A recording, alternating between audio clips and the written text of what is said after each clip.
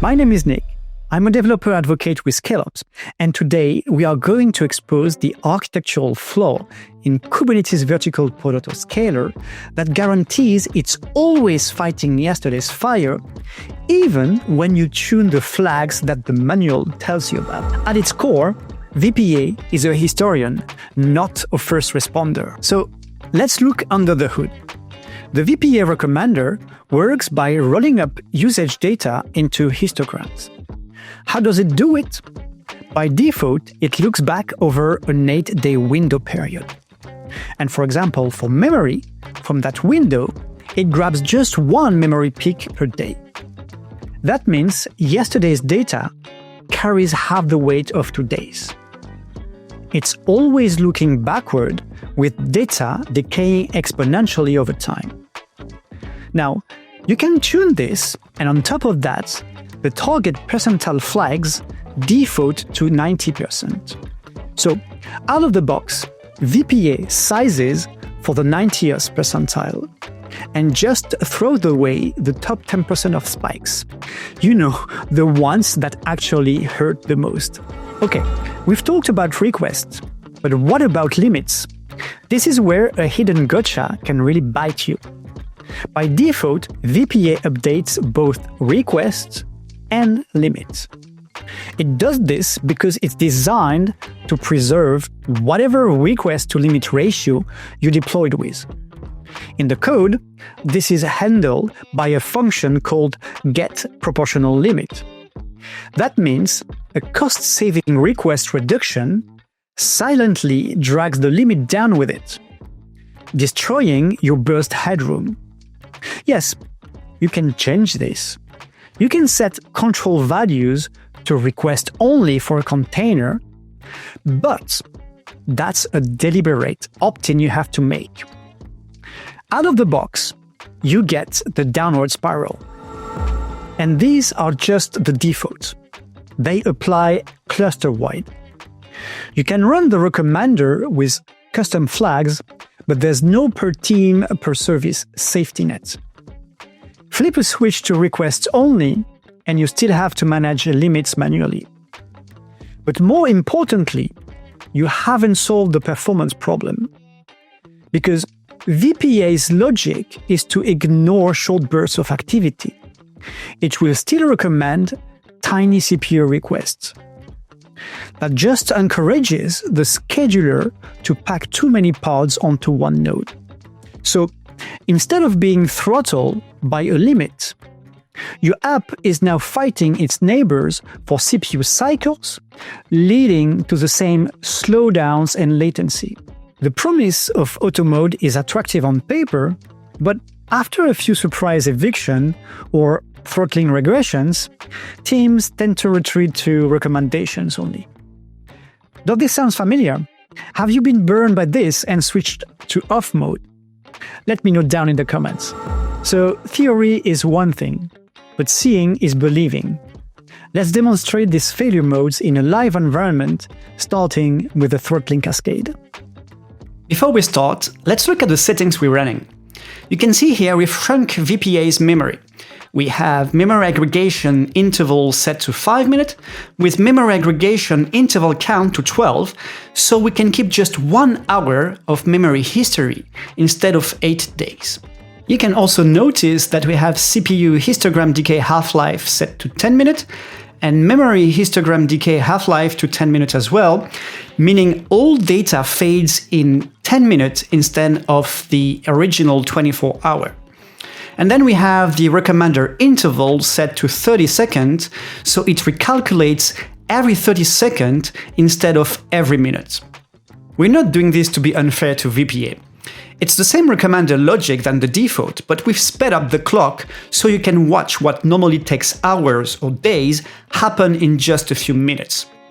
To give you perspective, with these settings instead of the default, a 1 minute spike in this demo equals almost 2.5 hours under VPA's default configuration. So when you see it react quickly today, know that the behavior is unchanged. We're just condensing time so the flow is visible live. For our first demo, let's look at the throttling cascade. On screen is our bursty web app, which is configured with a 1:12 request-to-limit ratio for the CPU. On the top right, you can also see that the corresponding VPA policy is currently set to off mode and is configured with the default, which means both requests and limits will be computed. First, we're going to build a baseline for VPA's histogram. Our app will idle steadily at about 30 millicore CPU for 20 minutes. With our accelerated VPA settings, those 20 minutes represent almost 2 full days of quiet history under the default slow VPA configuration. This long and calm period establishes a very low usage profile. Now let's trigger a traffic spike. Watch the lower left kubectl top. CPU jumps to 1200 mil, right up to the pod's current configure limit. The timeline shows the app instantly ramps to handle the load, then drops back down once the burst is over. But look at the recommendation on the top right pane. It's still suggesting a dangerously low 25 mil CPU request, even though that 30-second spike we just ran is equivalent to a 1 hour and 15 minute sustained spike under VPA's default 24-hour half-life. Why? Because VPA isn't looking at today's risk, it's a historian. VPA builds a decayed histogram of past CPU samples and targets the 90th percentile. So our long 20-minute baseline filled the histogram with quiet data. And the 30-second burst is only a tiny fraction of that weighted history, well under the 90% cutoff. So the spike is simply discarded. The recommender concludes, well, 25 mil is fine, it has no concept of sudden demand or burst capacity. We don't even have to switch to auto mode to see the danger here, but imagine if we did. VPA would immediately apply this tiny request, and the getProportionalLimit function I mentioned before would preserve the original 1:12 ratio. That means our CPU limit would be slashed from 1200 mil down to about 300. So the very next spike, the same as we just saw, would be throttled hard, not because the node cannot handle it, but because VPA's historic P90 model simply threw away that spike. This is the throttling cascade. Alright, the last demo is about memory. Let's walk through what really happens when you ship a new app version under VPA auto mode. We start with V1 holding steady at a 256 meg request and a 512 meg limit. Usage hovers safely around that mark, and the VPA recommender is settling on the same around 256 meg target. This low number comes from the long quiet baseline we've just built. 20 minutes here represents almost 2 days of idle history with the default VPA settings. Now, let's flip the phase to V2 app release, which introduces a memory leak. Watch the top left pane. Within a second, the pod hits the 512 meg limit, and kubelet logs the first OOMKill. Then the kubelet immediately restarts the container with the same pod name, and VPA has not evicted anything yet. Look at the VPA pane on the top right. Now, the recommendation just jumped from the 256 meg to about 671 meg. That's VPA built-in OOM rule. It takes the observed peak, adds a safety factor at around 1.2 multiplier, and updates the target. But this happens after the crash. The running pod is still stuck with the old 256 meg for request and 512 limit settings. Then, before the updater has a chance to act, the leak slams into 512 meg again. Then we get a second OOMKill. Now, the updater 30-second loop notices the higher target, evicts the pod, and recreates it with the new 671 meg request and 1.3 gig limit, but only after 2 hard crashes. Now, keep watching on the lower left pane. The leak continues past 1 gig. The recommender outputs 1.55 gig on the top right pane, then the updater evicts again. This time, the replacement pod can fit on the node, so it sits pending until the cluster autoscaler adds capacity. You can notice this on the top left. That's why the third eviction takes minutes, even though the recommendation had already changed. Over the next few minutes, the pattern repeats. Usage climbs, VPA raises the target, updater evicts, then the new pod starts, but only after each crash or wait for scheduling. But the most critical takeaway is in the context it's missing, and the difference between OOMKills and CPU throttling is the perfect example. VPA is smart enough to react to a catastrophic failure as it sees an OOMKill event, and it can correct that by bumping up memory requests. But it is completely blind to performance degradation. It cannot see CPU throttling. It can't tell the difference between a pod that's running perfectly and a pod that's struggling, causing latency and hurting the user experience. It's like having a system that has a fire alarm for when the building has already burned down, but no smoke detectors for the fire that's just starting.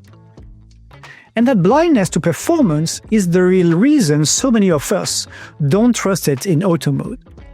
We can't risk our application's latency on a tool that doesn't understand when it's struggling. This leads to the essential question: what would a tool that can see that struggle actually look like? What if an autoscaler could watch for throttling signals in real time? What if it could understand your application's actual performance needs, not just its past usage? It starts by being production ready and safe. As ScaleOps discovers your workloads, it begins in a read-only simulation mode, proving its value by calculating optimal requests without applying a single change. And it immediately solves VPA's global settings problem.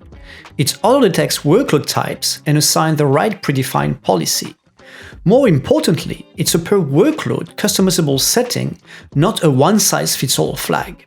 But let's drill down to see a policy in action. This is where the historian becomes a first responder. Right away, you can see how ScaleOps recommends an optimal request that satisfies the workload's resource requirements while minimizing overhead. It builds this baseline using historical data, but it also features the burst reaction capability, which uses real-time metrics to instantly adapt in case of a sustained spike and prevent performance degradation. At the bottom is the event timeline, the rich context VPA is completely blind to. ScaleOps captures critical events like OOMKills, performance signals like CPU throttling, and infrastructure context like node CPU pressure. And once you've seen the proof in simulation mode and trust the recommendations, activating full automation is simple. There are no complex config files or global flags to tune. With a single click, you can enable automation for this specific workload, or for an entire namespace, or even the whole cluster, putting ScaleOps to work safely and precisely where you need it. This isn't just a better recommendation, it's a live automated response system. It uses catastrophic events to heal and performance data to prevent. That is the difference between a reactive historian and a proactive first responder. And ultimately, that's the entire reason a platform like this should exist. Because paying down your right-sizing debt shouldn't mean reliving yesterday's incident. Thank you for watching. I'll see you in the next one.